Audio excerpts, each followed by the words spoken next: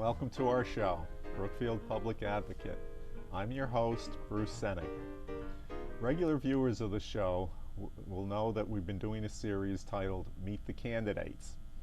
Tonight, we're going to focus on the so-called process that candidates have to go through in hopes of reaching their destination.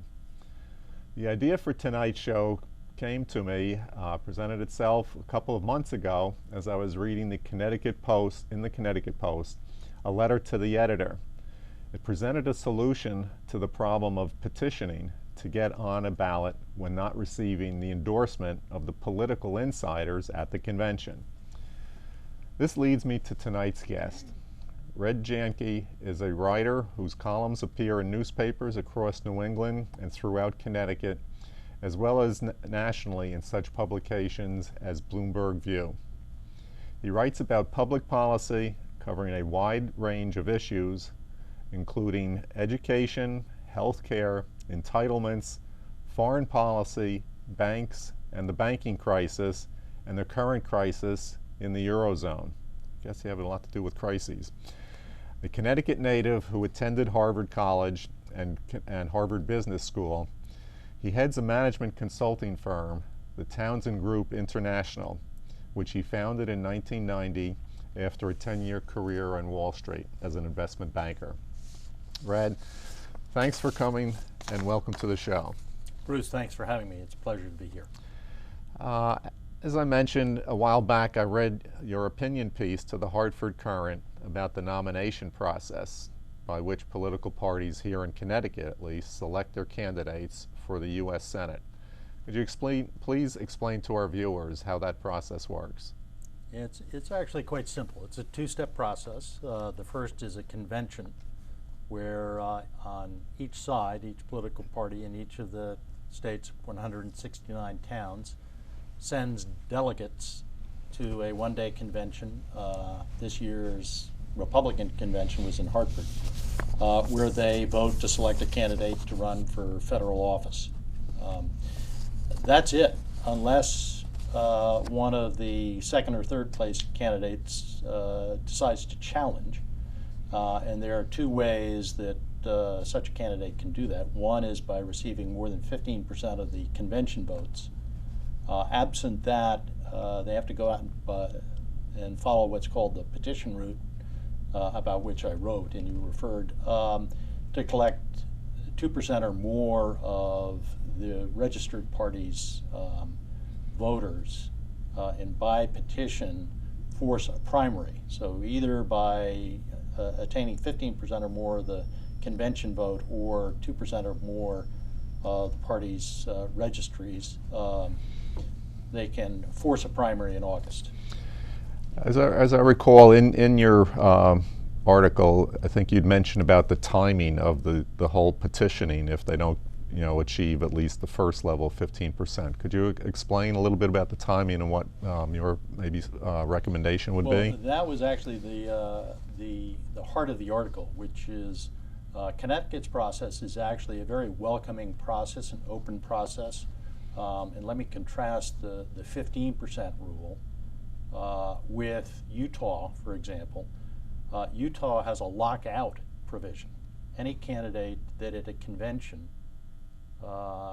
exceeds 60% of convention votes can lock out any other candidate, and there can be no primary. Really? So Connecticut's is quite welcoming to a challenging or a relatively unknown candidate. It encourages new blood, and I think that's a good thing. The technicality that I wrote about is the conventions fall right in the middle of the authorized petitioning period. And the petitioning period is 6 weeks long.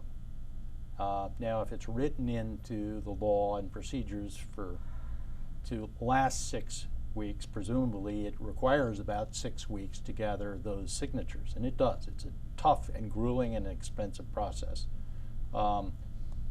So if the conventions, which is the arguably easier route, and it's certainly the route that you would like to follow as a candidate, falls halfway through the petition period, you're not really going to start gathering signatures until after the convention if you haven't gotten 15% of the convention vote. Well, then you only have 3 weeks left. So it's somewhat of an empty promise to follow the, quote, petition route. In fact, this year, one of the candidates did follow that route on the Republican side, and he failed. I would imagine he failed by a large margin. It's very difficult. On the Republican side, it's 8,000 signatures. Because there are more Democrats registered in the state, it's 15,000 signatures for them. So that's difficult.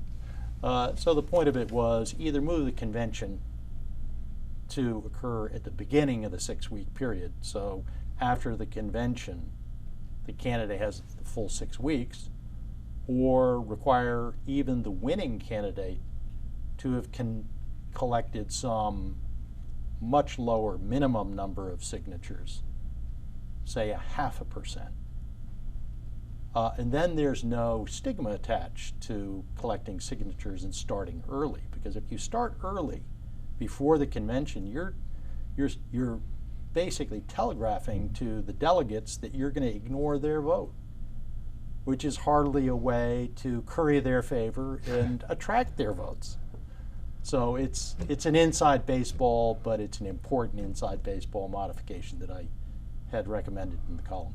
Well, I think that's a very good solution. I know that 2 years ago I ran for public office, state representative, and had to get signatures, although it was a different thing because I was going as a petitioning candidate, taking on an incumbent actually in my own party. But I did happen to spend a day 2 years ago at the convention in Hartford, and I must say, to me at least, I felt that the process wasn't particularly pretty. I know that a lot of stuff goes on behind the scenes, but personally I was sort of dumbfounded by how many people I felt were really uninformed as to who even the candidates were. It was pretty much, well, will you vote for this person because I like their tie, kind of thing. It was really a little disheartening to me as far as how some of the votes were cast, and then they would go back for the recount, or the I forget what the technical term is, but so in a way, particularly with the two parties both having primaries, does the convention really solve much? Well, I think it does. Going into the two conventions this year, and again, these were the conventions to select candidates for federal office, U.S. House, U.S. Senate.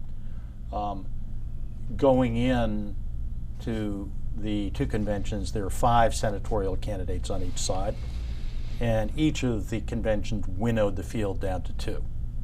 3 of the candidates on each side dropped out, failed to hit the 15%, and declined to attempt the petition route.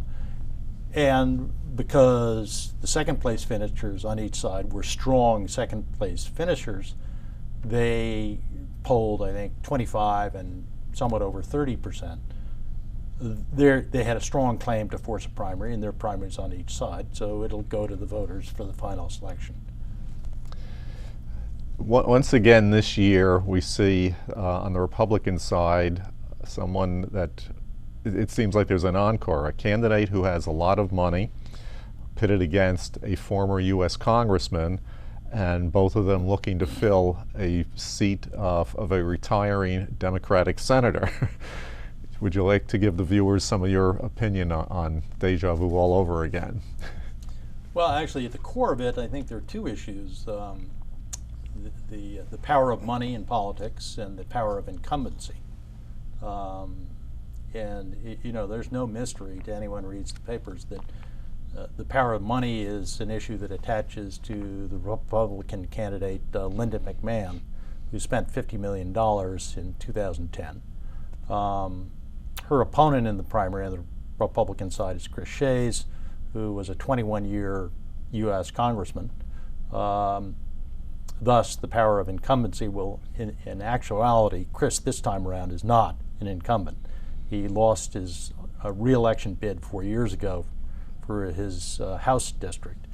And interestingly, the contest both at the primary level and at the ultimate general election level, is as wide open as it is this year because Joe Lieberman is retiring and not exercising the power of his incumbency to remain in office.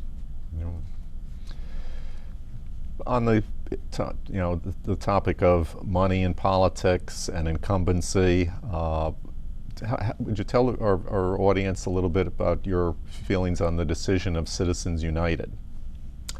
That's certainly money in politics, and there's been a great deal of criticism because it struck down all limits on spending at the federal level, and there were reasonably strict federal campaign finance laws and restrictions that I think were championed and passed by primarily Senator McCain. And the Supreme Court, in its decision, Citizens United, struck those limits down. So there is putatively a quote torrent of money pouring into this year's presidential election campaign. I'm a little bit leery of putting limits, because once you get into limits, what are the limits? What are the unanticipated kind of scenarios in which those limits don't actually work? I prefer an approach which involves checks and balances. Would you feel public financing might be better? Actually, I'm very wary of public financing. Again, you have to pass laws that anticipate all the different scenarios that might take place. And it's very difficult to anticipate all the different possible scenarios.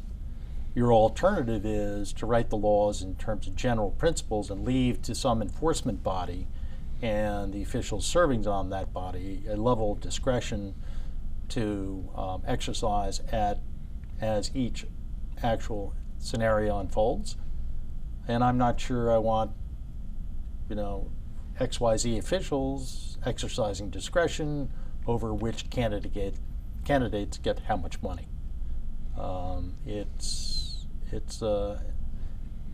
We were talking a little bit about the power of incumbency. Well, the officials on that body would be, in essence, public officials with some level of incumbency, with an inevitable bias for incumbents.